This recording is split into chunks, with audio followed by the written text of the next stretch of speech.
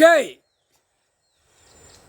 Bairstow, Brahma, Parvati, நாங்கள் 3 பேர் கணக்கு போடுதோம்.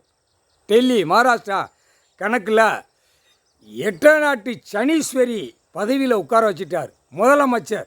பெண்ணு மேலே தானே உட்கார வைக்க முடியும். சாமி இல்லை, கடவுள் அப்பாற்பட்டது நீ நடத்த முடியுமாடா?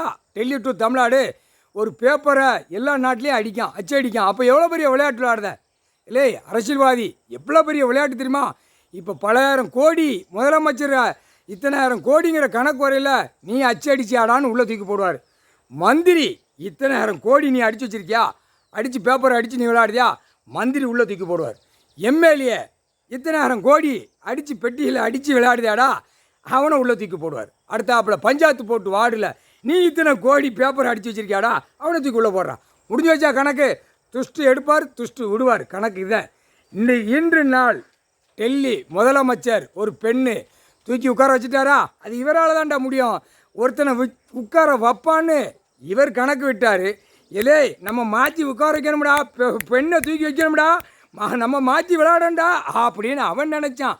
பிரதமர் மோடி அவன் கூட்டம் இப்போ மாற்றி உட்கார வச்சுருக்காரா, அது ஐயா தாண்டா. ஐயாட்ட உட்கார்ந்த இடத்துல பட்டன் தட்டுறது ஐயா தாண்டா, கடவுள் தாண்டா. முக்கால் சத்தியம். 8 நாட்டு சனீஸ்வரி முதலமைச்சர் டெல்லி, மகாராஷ்டிராவில் எல்லா நீதிமன்றமும் சிக்கல் வரும், வழக்கு ஆட்டமும் வரும். அடுத்தாப்பில் பல கோடி உள்ள வரும்.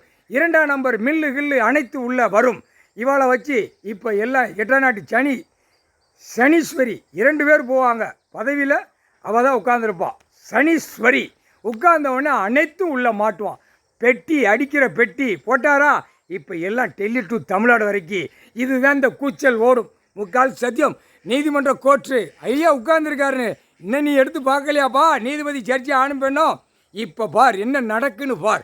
முக்கால் சத்தியம். விளையாட்டுக்கு நாங்கள் கொட்டு மேலே அடிக்கோம்னு நீதிமன்ற கோர்ட்டில் நினைக்காதப்பா.